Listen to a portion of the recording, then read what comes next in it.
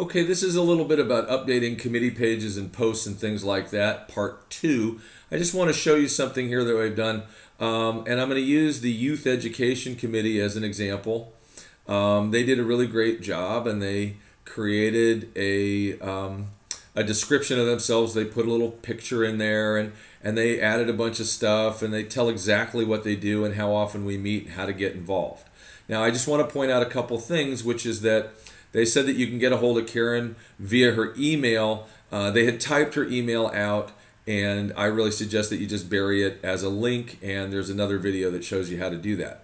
Now, there was some other information that they had put in their description that I pulled out and made posts, and I want to explain why I did that and what the value of it is.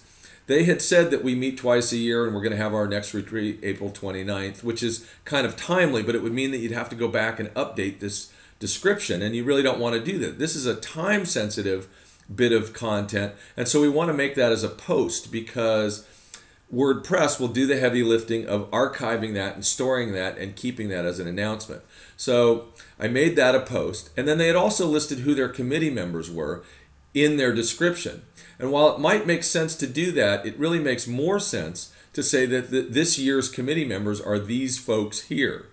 Because again, WordPress will archive this, and so in the fullness of time, we can look back and see in the year 2020 who was on the committee in 2012. And it'll just automatically do that work for us.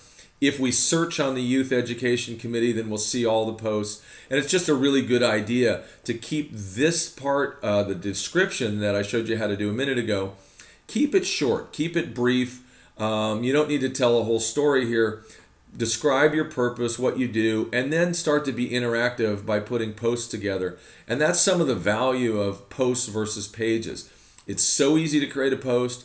WordPress automatically categorizes it, archives it, stores it, and keeps it up to date. So that's how to do it.